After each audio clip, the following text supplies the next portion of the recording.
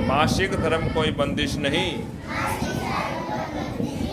यह तो शक्ति चक्र है।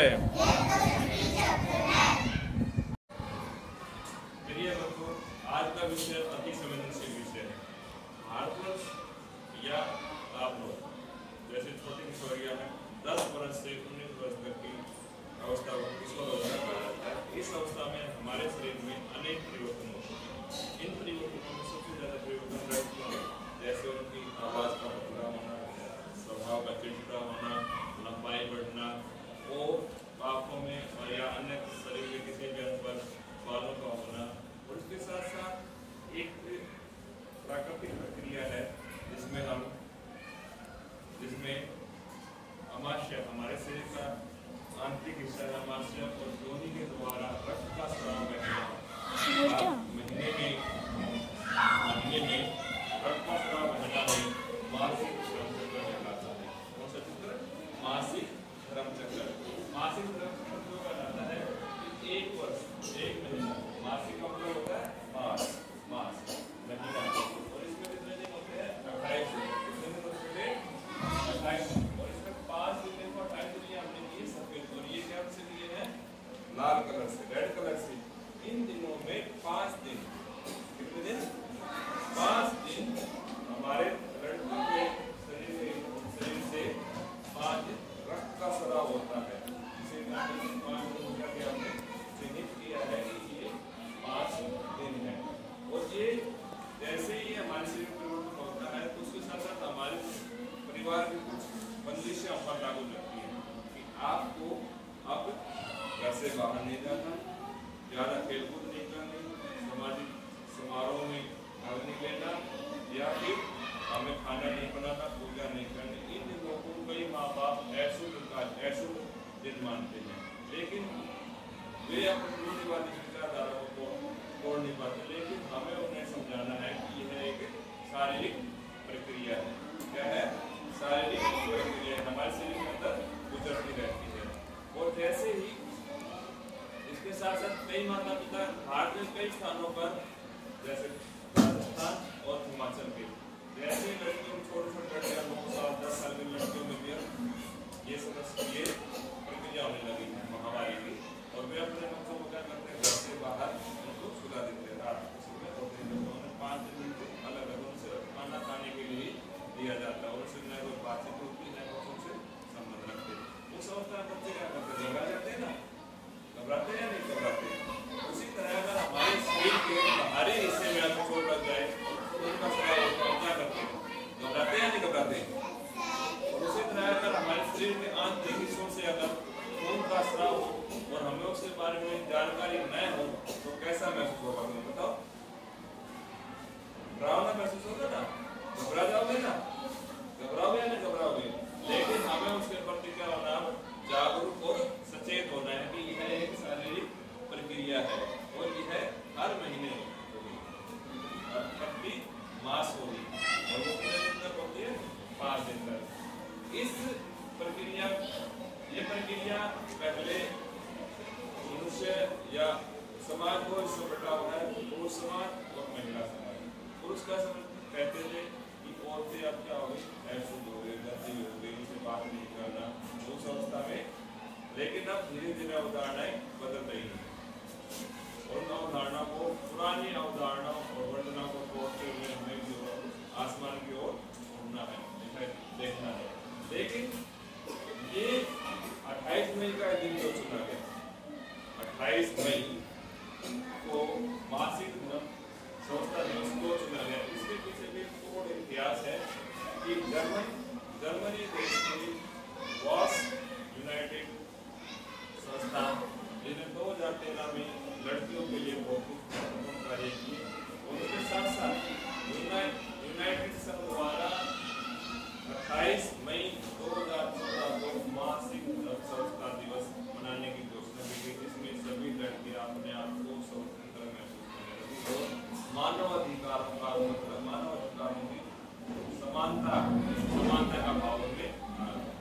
और इससे क्या होता है कि जैसे ही ये 28 दिन है और इनमें आदमी को क्या होता है?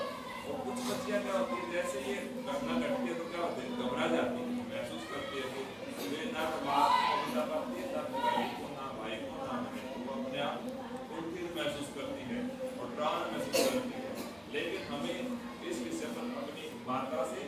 या तो हमारे परिवार में हमसे जो बड़ी बहन है बुआ है उनसे इस विषय में क्या करनी चाहिए, बात नहीं। या जैसे जैसे बीमारियों पर उस प्रक्रिया के नजदीक होकर उनसे धीरे धीरे विषय पर बातें करना शुरू करते हैं, ठीक है ना।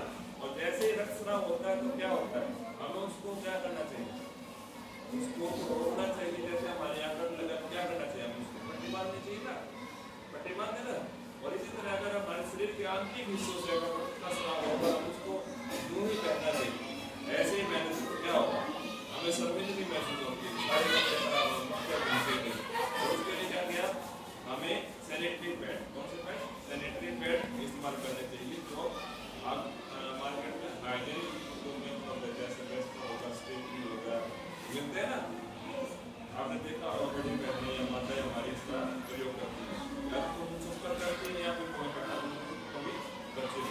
लेकिन भारत में एक ऐसा प्रतिशत लड़कियों को आज तक ये नहीं पता कि यह महामारी हमारे साथ कैसे करती है, उत्तम अवस्था।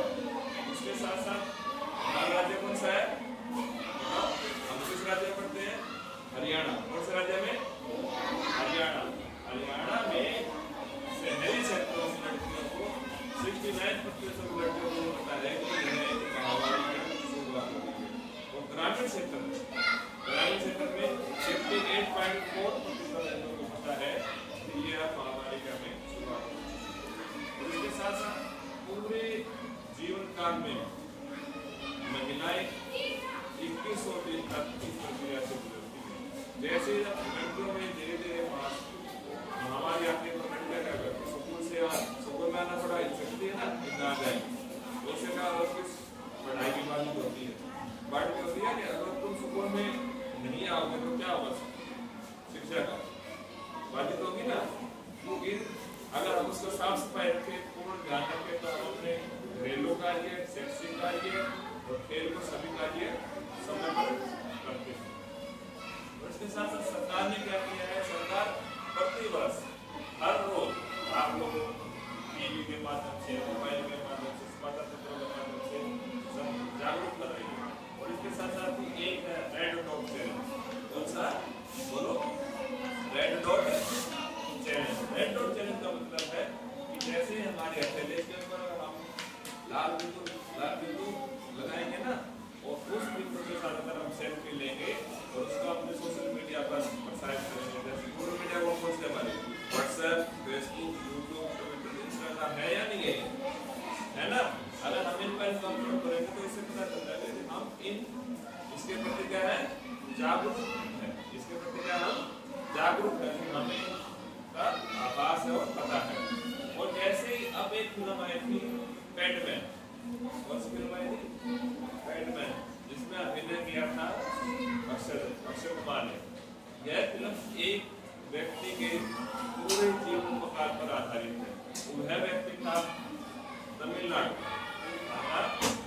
का गुरुगन्ना ने जब देखा कि उसकी पत्नी शांता इस प्रक्रिया में जब उसे पीरियड्स होते हैं तो वह रूम का प्रयोग करती थी या अखबार का प्रयोग करती थी, उससे क्या संक्रमण हो गया, शरीर के कोशियों में संक्रमण होगा। फिर उसने बाहर से सैनिटरी पैड खरीदने आरंभ किए तो वो क्या थे, बहुत ही खर्चीले, क्या थे, खर्चीले।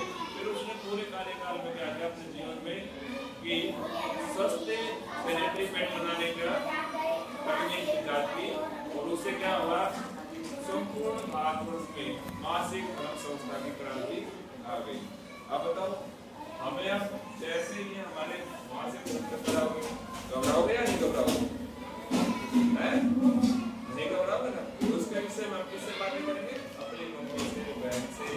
जैसे जैसे तुम्हारी उम्र बढ़ती जाएगी, माता बहन बुआ तुम लोग सोशल मीडिया पे टीवी पे सब कुछ देखते हो, उसके प्रति क्या हो गया, मासिक धर्म क्या है, रेड डॉट चैलेंज के साक्षी है या नहीं है, बताओ।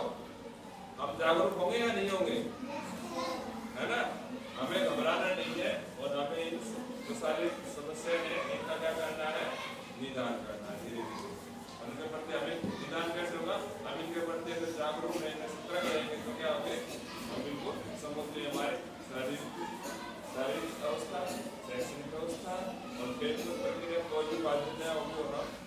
पूरा आपको